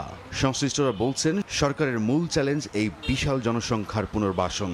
সরকার যদি কোনো সিদ্ধান্ত নেয় যে অটোরিকশা নিয়ন্ত্রণ করার জন্য, তাহলে সেক্ষেত্রে সরকার নিতে পারেন তার এক্সিকিউটিভ আদেশে। ব্যাটারি রিক্সা নিয়ন্ত্রণের ক্ষেত্রে আমি মনে করি অনেক ক্ষেত্রে সরকারের সঠিক পলিসির একটা অভাব রয়েছে। তো ওয়ার্কশপগুলো যেখানে তৈরি হচ্ছে সেগুলোকে আজকে থেকে বন্ধ করে ফেলতে হবে। অবৈধ সংযোগ বিচ্ছিন্ন করা, রাজপথে শৃঙ্খলা ফেরানো আর 1.5 কোটি মানুষের অন্ন যোগান, এই 3 ভারসাম্য বজায় রেখে সরকার কতটা সফল হয় এখন সেটাই দেখার বিষয়। রাইদুল ইসলাম শুভ, সময় সংবাদ, ঢাকা। মোটরসাইকেল নিয়ে দাপিয়ে বেড়াচ্ছে শিশু কিশোররা। আঞ্চলিক সড়ক ছাড়িয়ে প্রতিযোগিতা ছড়িয়ে পড়েছে মহাসড়কেও। ট্রাফিক আইন না মানায় বেপরোয়া গতিতে প্রায়ই ঘটছে দুর্ঘটনা। পুলিশের দাবি, শুধু আইন দিয়ে শিশু কিশোরদের আটকানো সম্ভব নয়, প্রয়োজন সচেতনতা। শাহাদাত আকনের ক্যামেরায় সঞ্জয় কর্মকার, অভিজিতের রিপোর্ট। মাদারীপুরের রাজৈর উপজেলার মোল্লাকান্দি গ্রামের আকরাম ব্যাপারীর 15 বছরের ছেলে ইয়াছিন অসুস্থ রোগী নিয়ে 30 কিলোমিটার পথ পাড়ি দিয়ে এসেছে জেলার 250 শয্যা হাসপাতালে। হর হামাশা প্রতিনিয়তই মহাসড়কে গাড়ি চালাচ্ছে সে। এদিকে 10 বছরের এক শিশু তার 2 বন্ধুকে নিয়ে ঝড়ের গতিতে চালাচ্ছে মোটরসাইকেল। নেই কারোই হেলমেট। ট্রাফিক আইন সম্পর্কে প্রশ্ন করলে উত্তরও দিতে পারছে না এই শিশু। এমনই প্রতিদিনই জেলার মহাসড়ক ও আঞ্চলিক সড়কগুলোতে শখের বশে প্রাইভেট কার ও মোটরসাইকেল চালাচ্ছে শিশু কিশোররা। নিয়মনীতির তোয়াক্কা না করে এমন যানবাহন চালাচ্ছে তারা। মানছে না ট্রাফিক আইন, এতে হচ্ছে ছোট বড় দুর্ঘটনা। আমার মা অনেক দূর থেকে আসছে, সে বলছে যে আমার একটু কষ্ট করে নামাই দেবে। হলো এই গাড়ি দিছে, তেল আমার দিছে। তোমার বাসা কই? বাসা চালাইতে পারে, ও অনেক দিন ধরে চালায় গাড়ি। ঘুরতে বেরিয়েছিলাম, হেলমেট ছিল না, এই জন্য মামলা খাইছি। মামলাটা আসলে আমরা 3 জন একসাথে উঠছি আর হেলমেট আনা হয়নি। জেলা প্রশাসনের দাবি, অপ্রাপ্ত বয়স্কদের এমন যানবাহন চালানোতে বাড়ছে কিশোর অপরাধ। 18 বছরের নিচে মাইনর, তাদের বেলায় আসলে মোবাইল কোর্টের মাধ্যমে শাস্তি দেওয়াটা অনেকটা জটিল হয়ে দাঁড়ায়। তারপরও আমরা তাদেরকে কিশোর যে সংশোধনাগার সেখানে আমরা পাঠানোর চেষ্টা করি। তাদের পরিবারকে আমরা সংযুক্ত করি এবং জরিমানা করলে পরিবারকে আমরা জানাই এবং পরিবারকে তার যে অপরাধ এই বিষয়গুলি আমরা অবহিত করি। এদিকে আইন অমান্যকারীদের বিরুদ্ধে প্রতি মাসে 600 থেকে 700 মামলা দিচ্ছে হাইওয়ে পুলিশের পাশাপাশি ট্রাফিক পুলিশ। তবুও কমছে না এমন অপরাধ। পরিস্থিতি নিয়ন্ত্রণে পরিবারের পাশাপাশি এগিয়ে আসতে হবে জনপ্রতিনিধিদেরও। গার্ডিয়ান আছে, তাদের এই বিষয়ে কিন্তু সজাগ থাকতে হবে এবং গণ্যমান্য ব্যক্তিবর্গ তাদের থানা পুলিশের সাথে সংযোগ স্থাপন করে বিভিন্নভাবে সচেতনতামূলক আসলে কার্যক্রম আমাদের গ্রহণ করা উচিত। 10 থেকে 16 বছর বয়সী শিশু কিশোরদের দখলে জেলার অধিকাংশ সড়ক। খোঁজ নিয়ে জানা গেছে এদের অধিকাংশের বাবা প্রবাসী হওয়ায় সহজে যানবাহন চালানোর সুযোগ পাচ্ছে। পরিসংখ্যান বলছে প্রতি বছর গড়ে এমন যানবাহনে দুর্ঘটনায় প্রাণ হারাচ্ছে অন্তত 15 থেকে 20 জন। পঙ্গু হয়েছে অনেকেই। সঞ্জয় কর্মকার, অভিজিৎ, সময় সংবাদ, মাদারীপুর। আবারও ঝুঁকিপূর্ণ ও চলাচলের অনুপযোগী হয়ে পড়েছে নারায়ণগঞ্জের বন্দর উপজেলার মদনপুর মদনগঞ্জ সড়কটি। বড় বড় গর্ত আর খানাখন্দে পরিণত হয়েছে মরণ ফাঁদে। ছোট বড় যানবাহন উল্টে প্রতিনিয়ত ঘটছে দুর্ঘটনা। স্থানীয়দের অভিযোগ, প্রতি বছর জোড়াতালি দিয়ে রাস্তাটি মেরামত করলেও কিছুদিন পরেই আবার নাজুক অবস্থায় পরিণত হয়েছে। আরিফ হোসেনের ছবিতে শওকত আলী সৈকতের রিপোর্ট। রাস্তা জুড়ে গর্ত, ফাটল আর খানাখন্দ। অধিকাংশ স্থানে উঠে গেছে পিচ। কিছু কিছু এলাকায় সড়কটি কাঁচামাটির রাস্তায় পরিণত হয়েছে। নারায়ণগঞ্জের বন্দর উপজেলার মদনপুর মদনগঞ্জ সড়কটির বেহাল অবস্থা দীর্ঘদিনের। ঢাকা চট্টগ্রাম মহাসড়ক ও মুন্সিগঞ্জ জেলার সঙ্গে সংযোগ থাকায় এই সড়ক দিয়ে প্রতিদিন কয়েক হাজার ট্রাক, সিমেন্টবাহী লরি ও কাভার্ড ভ্যান সহ বিভিন্ন ভারী যানবাহন চলাচল করে। এতে একের পর এক গর্ত সৃষ্টি হয়ে রাস্তাটি ঝুঁকিপূর্ণ ও চলাচলের অযোগ্য হয়ে পড়েছে। 12 কিলোমিটার দৈর্ঘ্যের রাস্তাটির 3 কিলোমিটার এলাকার করুণ দশা। বিশেষ করে নবীগঞ্জ, বাগবাড়ি, কাইত্তাখালী, নোয়াদ্দা, ইস্পাহানি, ফরাজিকান্দা ও মদনপুর সহ আরও বেশ কয়েকটি এলাকার অবস্থা অত্যন্ত ঝুঁকিপূর্ণ। স্থানীয়দের অভিযোগ 20 থেকে 25 টন ওজনের যানবাহন চলাচলের উপযোগী করে রাস্তাটি নির্মাণ করা হলেও এই রাস্তা দিয়ে 80 থেকে 150 টন ওজনের পণ্যবাহী ভারী যানবাহন প্রতিদিন চলাচল করে। রাস্তাটি আরসিসি ঢালাই দিয়ে স্থায়ীভাবে সংস্কারের দাবি স্থানীয়দের। দিনে একটা গাড়ি পড়ে জায়গা অ্যাক্সিডেন্ট হয় এখানে। একটা গাড়ি গেলে যেমন আগুনের মতন ধোঁয়া চলতেছে। মানুষ যদি থাকতো তা মানুষজনের সব শেষ হয়ে যেত। সতর্কতা হন তাই মনে করেন যে পোল্ট্রি খাবেন এটা নিশ্চিত। অটো উল্টে যাচ্ছে, গরিব মানুষ হাত পা ভেঙে যাচ্ছে। গাড়ি অনুযায়ী রাস্তাটার ওইভাবে মনে করেন যে কাজ করা হয় না। আমরা বুঝি যে কিভাবে রিক্সা দিয়ে বা গাড়ি দিয়ে আমাদেরকে রোগীগুলো নিয়ে আসতে হয়। রাস্তাটি দীর্ঘমেয়াদী সংস্কার এবং 4 লেনে উন্নীতকরণের জন্য প্রস্তুতি কাজ চলমান রয়েছে বলে জানিয়েছে জেলা সড়ক বিভাগ। 2 কিলোর যে মেরামত কাজ সেটা 80% সম্পন্ন করেছি। বাকি যে কাজটুকু বাকি আছে সেটা আমরা জুনের মধ্যে সম্পন্ন করতে পারবো। দীর্ঘমেয়াদী পরিকল্পনা অংশ হিসাবে এই রাস্তাটা আসলে 4 লেনে উন্নীতকরণের জন্য যে প্রকল্প সেটার প্রস্তাবনা প্রস্তুতের কাজ আমরা চলমান রয়েছে। 2024 সালে 30 কোটি টাকা ব্যয়ে রাস্তাটি সংস্কার করেছিল নারায়ণগঞ্জ সড়ক বিভাগ। চলতি অর্থ বছরে আবারও 9 কোটি টাকা ব্যয়ে রাস্তাটির পুনর্নির্মাণ ও সংস্কার কাজ শুরু হয়েছে। শওকত আলী সৈকত, সময় সংবাদ, নারায়ণগঞ্জ। অকাল বন্যায় ফসল ডুবিতে ক্ষতিগ্রস্ত কিশোরগঞ্জের মিঠামইনের কৃষকরা সরকারি সহায়তা না পাওয়ার অভিযোগ তুলেছেন। তাদের দাবি, কৃষিকাজে সম্পৃক্ত না হয়েও অনেকে সহায়তা পেয়েছেন। ভুক্তভোগী কৃষকরা বলছেন, সহায়তা দেওয়ার ক্ষেত্রে ব্যাপক অনিয়ম হয়েছে। বিষয়টি তদন্ত করে ব্যবস্থা নেওয়ার আশ্বাস দিচ্ছে মাঠ প্রশাসন। নূর মোহাম্মদের তথ্য ও ছবি নিয়ে রিপোর্ট। গত এপ্রিল ও মে মাসে অতিবৃষ্টি ও পাহাড়ি ঢলে তলিয়ে যায় কিশোরগঞ্জের হাওড়। নষ্ট হয় হাজার হাজার হেক্টর জমির বোরো ধান। দিশেহারা হয়ে পড়েন অসংখ্য কৃষক। দেখা দেয় মানবিক বিপর্যয়। ক্ষতিগ্রস্ত কৃষকদের সহায়তায় পাশে দাঁড়ায় সরকার। মিঠামইনের গোপদিঘি এলাকার চাষিদের অভিযোগ, ক্ষতিগ্রস্ত হলেও অধিকাংশের নাম নেই সরকারি সহায়তার তালিকায়। অভিযোগ উঠেছে, তালিকাভুক্ত অনেকেই আদৌ কৃষিকাজ করেন না। সরকার যে ভর্তুকি দিছে, আমরা এই অসহায় দুরগ্রস্ত কৃষকের জন্য দিছে, কিন্তু আমরা তা পাই নাই। 100% জমি করে না, এর নাম অধিকাংশ আমরা পাইতেছি সিরিয়ালে। তখন আমি নাম লয়ে গেছিলাম ডিএসের দ্বারে, তার 8টার দরবার আমি বাহির রাখছি, তারপরে আমার নামটা দিল না। তবে অভিযোগের বিষয়ে কথা বলতে নারাজ সংশ্লিষ্ট কর্মকর্তা। তাদের প্রত্যেকের সাথে সমন্বয় করে তালিকাটা করা হয়েছে। তো তারপরও যদি অ্যাকচুয়ালি ক্ষতিগ্রস্ত নয় বা বিদেশে অবস্থান করছে এরকম কারোর নাম তালিকাভুক্ত হয়ে থাকে, সেক্ষেত্রে তাদের বিরুদ্ধে উপযুক্ত ব্যবস্থা নেওয়া হবে। সত্যতা পাওয়া যায় যেটা অভিযোগের প্রেক্ষিতে, আমরা তাদের বিরুদ্ধে প্রয়োজনীয় বিধি মোতাবেক ব্যবস্থা নেব। কিশোরগঞ্জে অকাল বন্যায় প্রায় 52,000 কৃষক ক্ষতিগ্রস্ত হন। সময় সংবাদ, কিশোরগঞ্জ। বর্ষার পানি না আসায় পর্যটক শূন্য কিশোরগঞ্জের নিকলির হাওর। নতুন পানির অপেক্ষায় হাজার হাজার নৌকার মাঝি। পর্যটক না থাকায় হাওরের ঘোড়াউত্রা নদীর তীরে নৌকা নিয়ে অলস সময় পার করছেন মাঝিরা। পুরাতন নৌকা মেরামত ও রং করার কাজ করছেন অনেকেই। তবে আসন্ন পর্যটন মৌসুম ঘিরে সব ধরনের প্রস্তুতি নিচ্ছে স্থানীয় প্রশাসন। কিশোরগঞ্জ থেকে নূর মোহাম্মদের তথ্য ছবি নিয়ে আরও একটি রিপোর্ট। হাওর প্রেমী পর্যটকদের বহন করতে কিশোরগঞ্জের নিকলি উপজেলার মোহরকোনা বেড়ি বাঁধ এলাকায় ঘোড়াউত্রা নদীর তীরে সারি সারি নৌকা।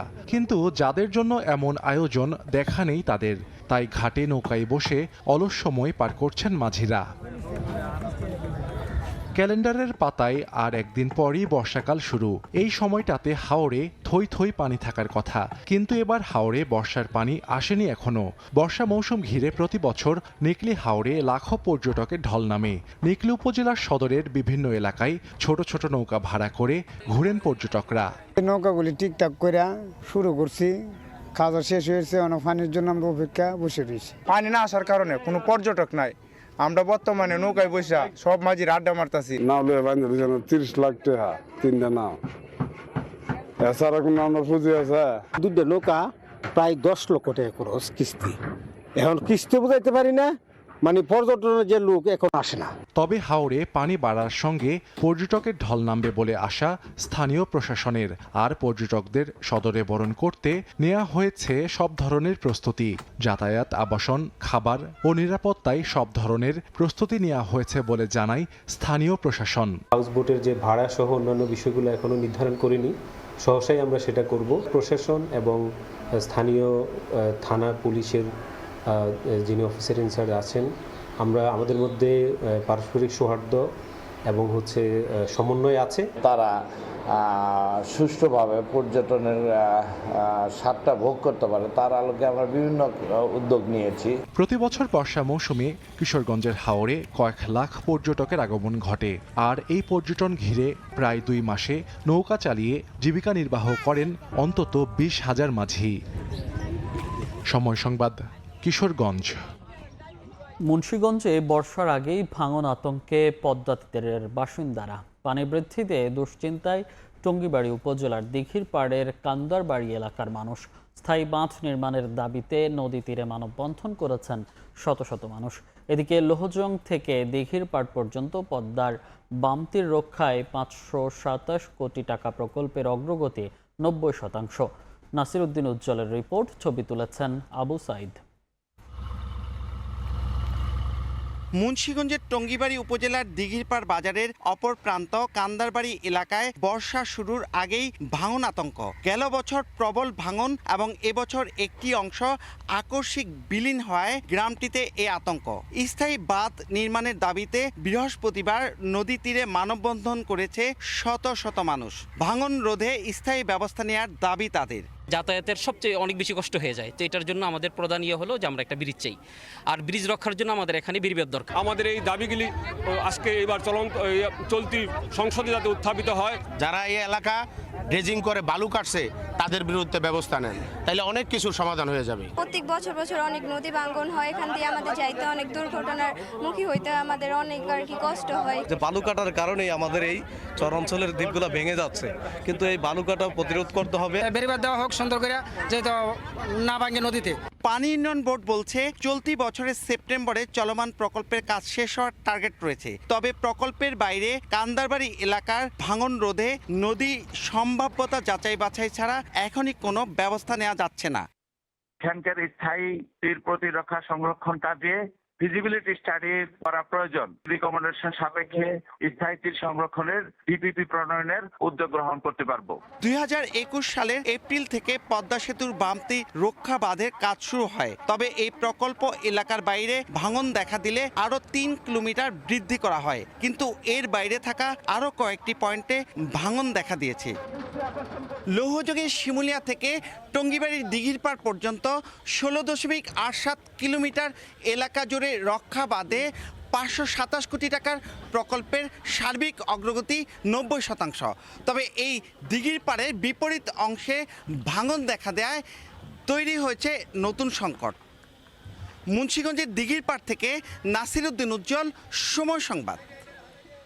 ড্রেনের নোংরা পানির সঙ্গে বৃষ্টির পানি মিশে রাস্তা তলিয়ে যায়। টাঙ্গাইল পৌরসভায় দীর্ঘদিন ধরে সড়ক ও ড্রেনেজ ব্যবস্থার সংস্কার না করায় চরম দুর্ভোগে বাসিন্দারা। তাদের অভিযোগ, বিগত সরকারের আমলে প্রায় 7 বছরেও পৌরসভার কোথাও দৃশ্যমান কোনো উন্নয়ন হয়নি। তবে দুর্ভোগের কথা স্বীকার করে দ্রুত প্রয়োজনীয় ব্যবস্থা নেওয়ার আশ্বাস পৌর কর্তৃপক্ষের। কাদের তালুকদারের তথ্য ও রাশেদ খানের ছবি নিয়ে রিপোর্ট। দেখে পরিত্যক্ত কাঁচা রাস্তা বা ছোট পুকুর মনে হলেও বাস্তবে এটি পৌরসভার পাকা রাস্তা। টাঙ্গাইল পৌরসভা 1887 সালে স্থাপিত হয়। বিগত সময়ে টাঙ্গাইল পৌর ভবন এবং ভবনের অবকাঠামোর পর্যাপ্ত উন্নয়ন হলেও পৌরসভার সড়ক ও ড্রেনেজ ব্যবস্থার তেমন কোনো উন্নয়ন হয়নি। টাঙ্গাইল পৌরসভার 3 নম্বর ওয়ার্ডের বেড়াডোমা থেকে মেসের মার্কেট যাওয়ার রাস্তাটি বিগত সরকারের আমলে প্রায় 8 বছরেও সংস্কার হয়নি। ফলে রাস্তাটি খানাখন্দে ভরা, সামান্য বৃষ্টি হলেই পানিতে ডুবে যায়। প্রায় ঘটছে ছোট বড় দুর্ঘটনা। চরম দুর্ভোগে পৌরবাসী। ওনারা উঠিয়ে খাইয়ে ফেলছে নাকি, তারপরে এটা আর কাজ হয় নাই। হাই স্কুল আছে, মাদ্রাসা আছে, চরম পোকা দিতে আছে সবাই। বৃষ্টি হলে কাদামাটি জমে, যার কারণে আমাদের স্কুলে যাইতে খুব সমস্যা হয়। রাস্তা ভালো হলে চলাফেরার জন্য ভালো, আমাদের জন্য ভালো, গাড়ি নষ্ট হবে না। অনতি বিলম্বে এই রাস্তাটি যেন সংস্কার কাজ সম্পন্ন করে। তবে কর্তৃপক্ষের দাবি, এরই মধ্যে অনেকগুলো রাস্তা সংস্কার করা হয়েছে, বাকি রাস্তাগুলো দ্রুত মেরামত করা হবে।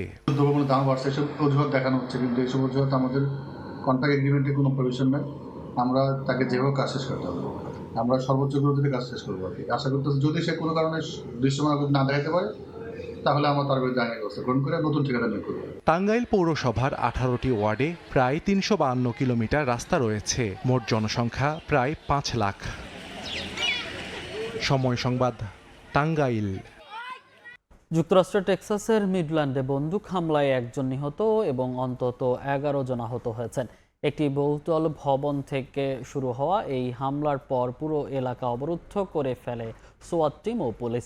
দীর্ঘ সময় ধরে চলা শ্বাসরুদ্ধকর অভিযানের পর অবরুদ্ধ অবস্থায় মারা যায় মূল বন্দুকধারীও। স্থানীয় সময় সকালে হঠাৎ শুরু হওয়া এই বন্দুকযুদ্ধে মুহূর্তে আতঙ্ক ছড়িয়ে পড়ে চারদিকে। পুলিশ জানায় একটি বহুতল ভবন থেকে সাধারণ মানুষকে লক্ষ্য করে নির্বিচারে গুলি চালাতে থাকে এক বন্দুকধারী। আহতদের মধ্যে বেশ কয়েকজনের অবস্থা আশঙ্কাজনক হওয়ায় নিহতের সংখ্যা আরও বাড়তে পারে বলে আশঙ্কা করা হচ্ছে।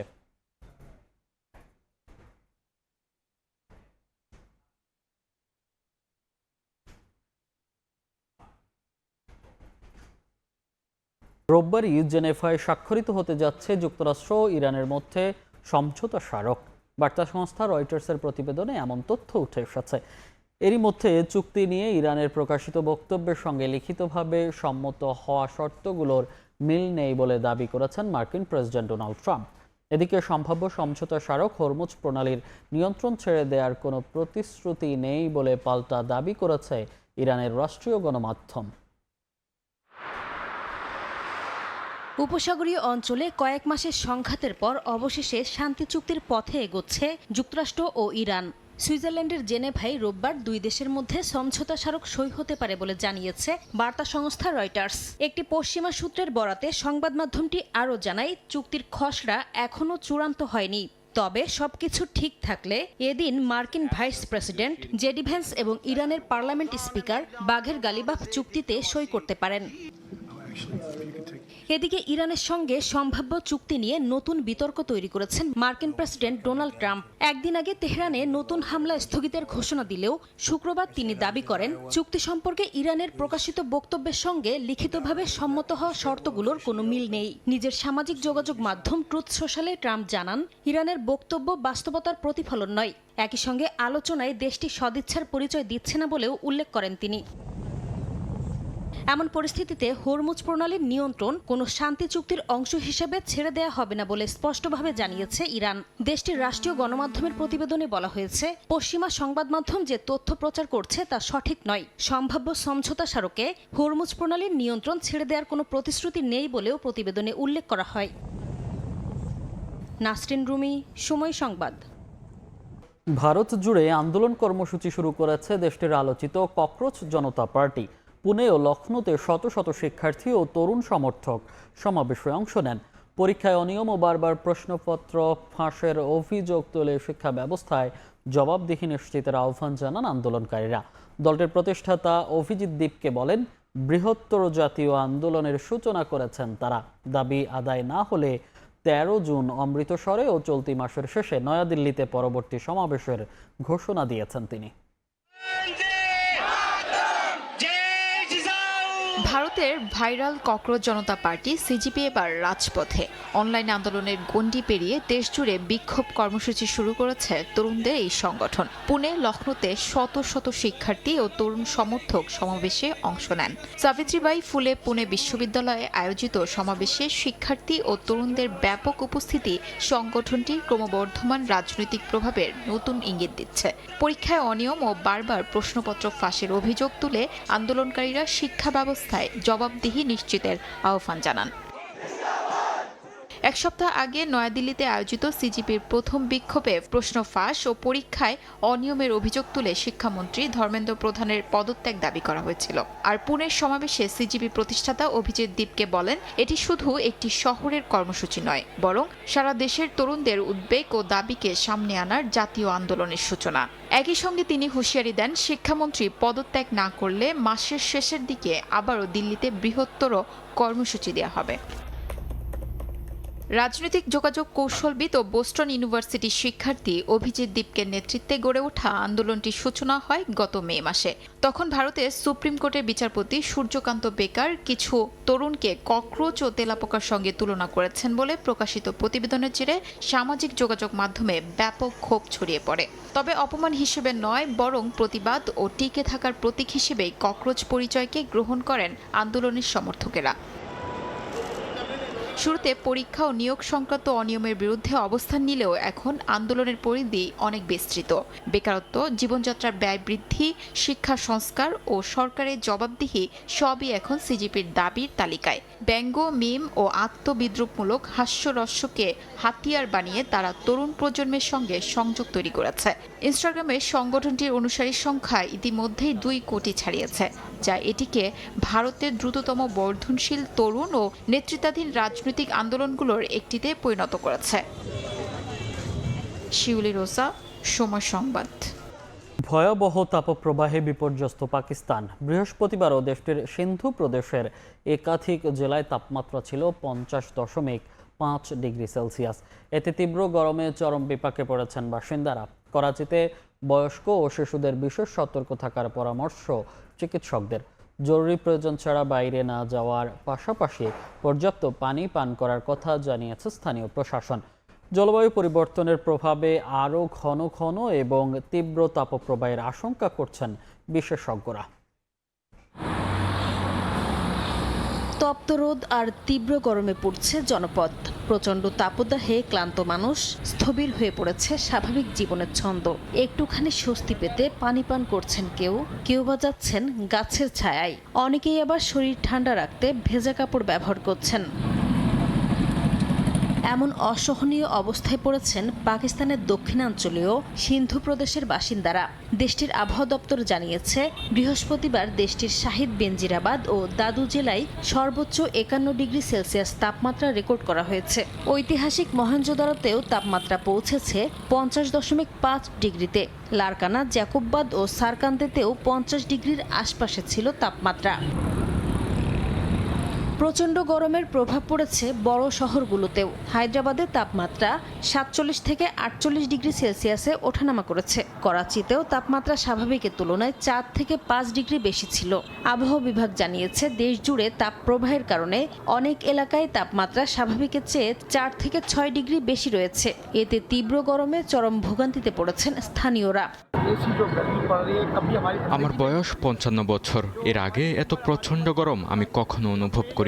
বাইরে যেমন গরম, ঘরের ভেতরেও তেমনই গরম, কোথাও স্বস্তি নেই। এ অবস্থায় করাচিতে বয়স্ক ও শিশুদের ক্ষেত্রে বিশেষ সতর্ক থাকার পরামর্শ দেওয়া হয়েছে। জরুরি প্রয়োজন ছাড়া বাইরে না যাওয়া, পর্যাপ্ত পানি পান করা এবং মাথা ঢেকে রাখার আহ্বান জানিয়েছে স্থানীয় প্রশাসন। বিশেষজ্ঞরা বলছেন, জলবায়ু পরিবর্তনের কারণে পাকিস্তানে চরম আবহাওয়ার ঘটনা বাড়ছে। 2024 সালেও সিন্ধুর কিছু এলাকায় তাপমাত্রা 52 ডিগ্রি সেলসিয়াস ছাড়িয়েছিল। বিজ্ঞানীদের আশঙ্কা, ভবিষ্যতে এ ধরনের তাপপ্রবাহ আরও ঘন ঘন ও ভয়াবহ আকারে দেখা দিতে পারে। নাসরিন রুমি, সময় সংবাদ। কৃত্রিম বুদ্ধিমত্তার দৌড়ে বিলিয়ন ডলারের বিনিয়োগ করছে বিশ্ব প্রযুক্তি জায়ান্টরা। গড়ে উঠছে হাজার হাজার ডেটা সেন্টার। কিন্তু এআই বিপ্লবের এই অবকাঠামো শুধু তথ্যই প্রক্রিয়াজাত করছে না, আশেপাশের পরিবেশও গরম করে তুলছে। নতুন গবেষণা বলছে, এআই ডেটা সেন্টারের আশেপাশের তাপমাত্রা গড়ে 2 ডিগ্রি সেলসিয়াস পর্যন্ত বাড়তে পারে, যার প্রভাব পড়ছে কোটি মানুষের জীবনে। চ্যাটজিপিটি, জেমিনি কিংবা ক্লডের মতো এআই সেবার পেছনে কাজ করছে বিশাল ডেটা সেন্টার। দিনরাত 24 ঘন্টা চালু থাকা এসব স্থাপনায় হাজার হাজার উচ্চ ক্ষমতার প্রসেসর একসঙ্গে তথ্য বিশ্লেষণ করে। আন্তর্জাতিক জ্বালানি সংস্থার তথ্য অনুযায়ী 2024 সালে বিশ্বজুড়ে ডেটা সেন্টারগুলো প্রায় 415 টেরাওয়াট ঘন্টা বিদ্যুৎ ব্যবহার করেছে, যা বৈশ্বিক বিদ্যুৎ ব্যবহারের প্রায় 1.5%। 2030 সালের মধ্যে এই চাহিদা প্রায় দ্বিগুণ হয়ে 945 টেরাওয়াট ঘন্টায় পৌঁছাতে পারে। সবচেয়ে বেশি বিদ্যুৎ খরচ করে হাইপার স্কেল ডেটা সেন্টারগুলো, যেগুলো পরিচালনা করে গুগল, অ্যামাজন, মাইক্রোসফট ও মেটার মতো প্রযুক্তি প্রতিষ্ঠান। একটি হাইপার স্কেল ডেটা সেন্টার পরিচালনায় 100 থেকে 300 মেগাওয়াট পর্যন্ত বিদ্যুৎ প্রয়োজন হতে পারে, যা কয়েক লাখ বাড়ির বিদ্যুৎ চাহিদার সমান। এই বিপুল শক্তি ব্যবহারের ফলে উৎপন্ন হয় প্রচুর তাপ, যা নিয়ন্ত্রণে ব্যবহৃত হয় বিশাল কুলিং সিস্টেম। একটি 100 মেগাওয়াট ডেটা সেন্টার বছরে প্রায় 250 কোটি লিটার পানি ব্যবহার করতে পারে। কেমব্রিজ বিশ্ববিদ্যালয় সহ একাধিক প্রতিষ্ঠানের গবেষকরা নাসার স্যাটেলাইট তথ্য বিশ্লেষণ করে দেখেছেন, ডেটা সেন্টার চালু হওয়ার পর আশপাশের ভূমির তাপমাত্রা গড়ে 2 ডিগ্রি সেলসিয়াস পর্যন্ত বেড়ে যায়। কোথাও কোথাও এই বৃদ্ধি 9 ডিগ্রিরও বেশি। গবেষকরা একে নাম দিয়েছেন ডেটা হিট আইল্যান্ড ইফেক্ট। এর প্রভাব 10 কিলোমিটার দূর পর্যন্ত অনুভূত হতে পারে। বিশ্বজুড়ে বর্তমানে 11,600-র বেশি ডেটা সেন্টার সক্রিয় রয়েছে। এর মধ্যে সবচেয়ে বেশি যুক্তরাষ্ট্রে, এরপর ইউরোপ ও এশিয়ার বিভিন্ন দেশে। গবেষকদের হিসাব অনুযায়ী ডেটা সেন্টারের 10 কিলোমিটার ব্যাসার্ধের মধ্যে বসবাসকারী প্রায় 34 কোটি মানুষ এই অতিরিক্ত উষ্ণতার প্রভাবে পড়তে পারেন। স্বাস্থ্য ঝুঁকি, বিদ্যুতের বাড়তি চাহিদা এবং জীবনযাত্রার মানের ওপর এর নেতিবাচক প্রভাব নিয়ে এরই মধ্যে সতর্ক করছেন বিশেষজ্ঞরা। অথচ একই সময়ে এআই অবকাঠামো নির্মাণে 2030 সালের মধ্যে $5.3 ট্রিলিয়ন বিনিয়োগের প্রস্তুতি নিচ্ছে বিশ্বের শীর্ষ প্রযুক্তি প্রতিষ্ঠানগুলো। রাইসা জান্নাত, সময় সংবাদ। যুদ্ধ, সহিংসতা আর নিপীড়নের কারণে এখনও ঘর ছাড়া বিশ্বের প্রায় 11 কোটি 80 লাখ মানুষ, অর্থাৎ পৃথিবীর প্রতি 70 জনে একজন জোরপূর্বক বাস্তুচ্যুত। জাতিসংঘের শরণার্থী সংস্থা UNHCR এর প্রতিবেদন বলছে, বিশ্বের মোট শরণার্থীর প্রায় 72% মাত্র 7টি দেশের। এদিকে এক দশকের মধ্যে প্রথমবার কিছুটা কমেছে বাস্তুচ্যুত মানুষের সংখ্যা। তবে বৈশ্বিক সংকট এখনও গভীর এবং অনিশ্চিত বলে সতর্ক করেছে সংস্থাটি। মধ্যপ্রাচ্য থেকে দক্ষিণ এশিয়া কিংবা লাতিন আমেরিকা, নানা সংঘাতে জড়িয়ে বিভিন্ন দেশ, যার মূল্য চুকাতে হয় বেসামরিক নাগরিকদের। প্রাণহানির পাশাপাশি প্রতিনিয়ত ঘর ছাড়তে বাধ্য হন তারা। জাতিসংঘের শরণার্থী সংস্থা UNHCR এর সবশেষ প্রতিবেদনে বলা হয়েছে, 2025 সালের তুলনায় বিশ্বে জোরপূর্বক বাস্তুচ্যুত মানুষের সংখ্যা প্রায় 4% কমলেও এখনও 11 কোটি 78 লাখ মানুষ নিজ বাড়িঘর থেকে বিচ্ছিন্ন। এর মধ্যে প্রায় 6 কোটি 86 লাখ মানুষ নিজ দেশের ভেতরেই বাস্তুচ্যুত। এছাড়া প্রায় 2 কোটি 85 লাখ শরণার্থী, 90 লাখ আশ্রয় প্রার্থী এবং 60 লাখ ফিলিস্তিনি শরণার্থী আন্তর্জাতিক সহায়তার উপর নির্ভরশীল। বিশ্বের মোট শরণার্থীর প্রায় 72% মাত্র 7টি দেশের। তালিকার শীর্ষে রয়েছে ভেনেজুয়েলা, ফিলিস্তিন, ইউক্রেন, সিরিয়া, আফগানিস্তান, সুদান ও দক্ষিণ সুদান। গাজায় ইসরায়েলের সামরিক অভিযান, ইউক্রেনের যুদ্ধ, সুদানের গৃহযুদ্ধ এবং আফগানিস্তানের দীর্ঘস্থায়ী সংকট কোটি কোটি মানুষকে নিজ ভূমি ছেড়ে পালাতে বাধ্য করেছে। সাম্প্রতিক সময়ে যুক্তরাষ্ট্র, ইসরায়েল ও ইরান সংঘাত নতুন বাস্তুচ্যুতির সংকট তৈরি করেছে। অন্যদিকে বিশ্বের সবচেয়ে বেশি শরণার্থী আশ্রয় দিয়েছে কলম্বিয়া, জার্মানি, তুরস্ক, উগান্ডা, ইরান, চাদ ও পাকিস্তান। UNHCR বলছে, আন্তর্জাতিক সুরক্ষার প্রয়োজন এমন মানুষের প্রায় 65%ই নিজ দেশের প্রতিবেশী রাষ্ট্রে আশ্রয় নিয়েছে। ইরান ও পাকিস্তানে অধিকাংশ শরণার্থী আফগান, তুরস্কে সিরীয় এবং কলম্বিয়ায় ভেনেজুয়েলার শরণার্থীদের বেশি দেখা যায়। বাংলাদেশেও 10 লাখের বেশি রোহিঙ্গা অবস্থান করছে। প্রতিবেদনে একটি ইতিবাচক দিকও উঠে এসেছে। 2025 সালে প্রায় 1 কোটি 47 লাখ মানুষ নিজ বাড়িতে ফিরেছেন। জাতিসংঘের মতে ইতিহাসের সবচেয়ে বড় প্রত্যাবর্তনের ঘটনা এটি। কঙ্গো, সুদান, সিরিয়া, আফগানিস্তান, ইউক্রেনে সবচেয়ে বেশি মানুষ ফিরে গেছেন। যদিও সংস্থাটি সতর্ক করে বলছে, অনেকে এখনও সহিংসতা ও অস্থিতিশীলতার মধ্যে ফিরতে বাধ্য হচ্ছেন। এতে বাস্তুচ্যুত মানুষের সংখ্যা সাময়িকভাবে কমলেও বৈশ্বিক সংকট এখনও গভীর এবং অনিশ্চিত। রাইসা জান্নাত, সময় সংবাদ। জার্মানি সহ ইউরোপীয় ইউনিয়নের দেশগুলোতে শরণার্থী ও আশ্রয় প্রার্থীদের জন্য নিয়ম আরও কঠোর হলো। অনিয়মিত অভিবাসন ঠেকাতে দীর্ঘদিনের বিতর্কিত নতুন আশ্রয় ও অভিবাসন নীতিমালা 12 জুন থেকে কার্যকর হয়েছে পুরো ইউরোপ জুড়ে। জার্মানি থেকে বিস্তারিত জানাচ্ছেন বিটু বড়ুয়া। জীবনের ঝুঁকি নিয়ে ভূমধ্যসাগর পাড়ি দিয়ে ইতালি বা গ্রিসে পৌঁছানো, এরপর সুযোগ বুঝে জার্মানি, ফ্রান্স কিংবা ইউরোপের অন্য দেশে চলে যাওয়ার যে পথ এতদিন বহু আশ্রয় প্রত্যাশী ব্যবহার করতেন, নতুন আইনের কারণে সে সুযোগ বন্ধ হয়ে যাচ্ছে।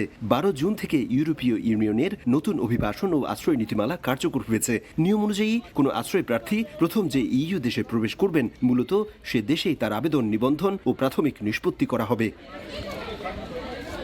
নতুন ব্যবস্থায় আশ্রয় প্রার্থীদের সীমান্ত বা বিমানবন্দরের নিকটবর্তী বিশেষ কেন্দ্রগুলোতে রাখা হবে। সেখানে পরিচয় যাচাই, নিরাপত্তা পরীক্ষা এবং আশ্রয় আবেদন মূল্যায়নের কাজ সম্পন্ন হবে। সর্বোচ্চ 12 সপ্তাহের মধ্যে আবেদন নিষ্পত্তি এবং প্রত্যাখ্যাত হলে দ্রুত নিজ দেশে ফেরত পাঠানোর নির্দেশনাও স্পষ্টভাবে যুক্ত করা হয়েছে নতুন আইনে। জার্মান সরকার সীমান্তে অত্যন্ত কড়াকড়ি আরোপ করেছে।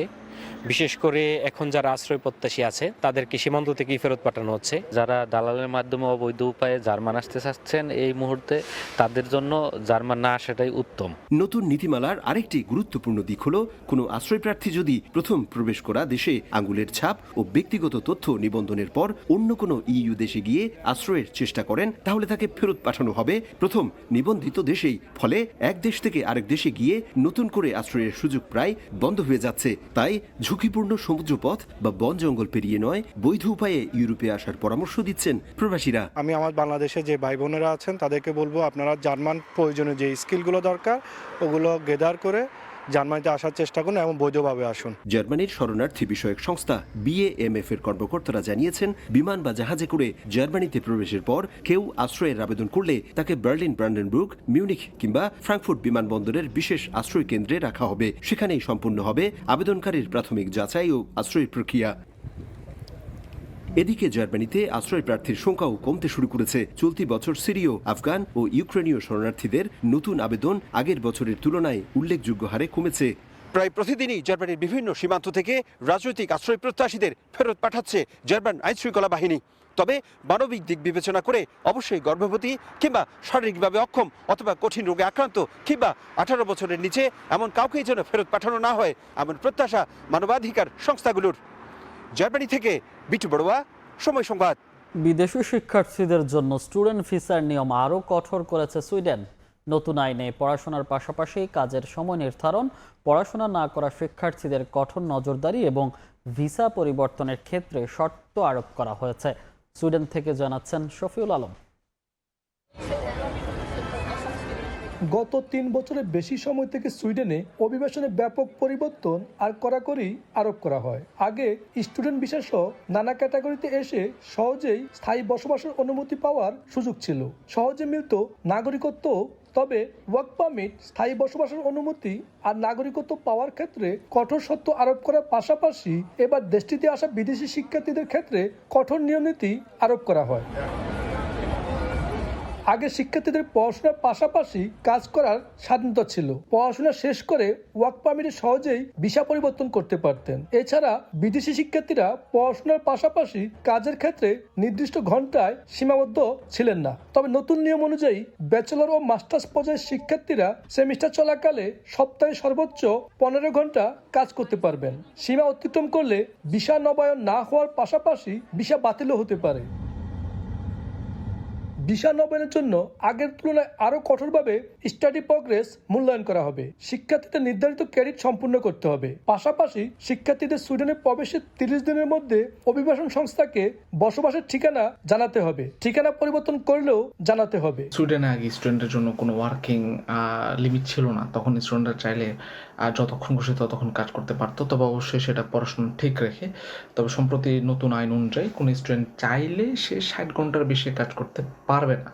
হ্যাঁ, এটা তারা নতুন রুলস করেছেন। তবে এখানে আবার আরেকটা বিষয় হলো যে যদি আপনাদের সাথে ডিপেন্ডেন্ট থাকে, মানে আপনার হাজব্যান্ড বা ওয়াইফ, সে তো আর স্টুডেন্ট না, তো তার উপরে রুলস প্রযোজ্য হবে না। যারা 11 জুন 2026 আগে স্টুডেন্ট রেসিডেন্স পারমিট পেয়েছেন তাদের ক্ষেত্রে 15 ঘন্টার কাজের সীমা, কঠোর স্টাডি প্রোগ্রেস শর্ত এবং ঠিকানা জানানোর নতুন বাধ্যবাধকতা প্রযোজ্য হবে না।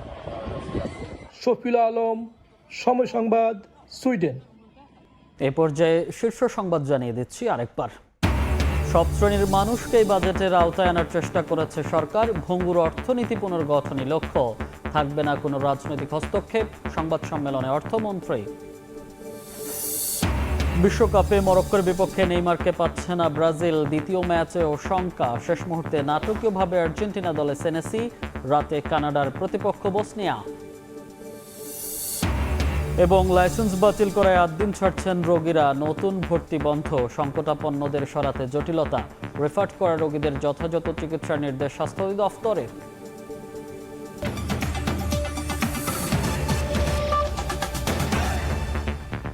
এই ছিল রাত 11টার সময়। এরপর দেখবেন প্রবাসের সময়। দর্শক, বিশ্বকাপ ফুটবলের মহাযজ্ঞ সরাসরি সম্প্রচার করছে সময় টেলিভিশন। দেখতে চোখ রাখুন সময়ের পর্দায়।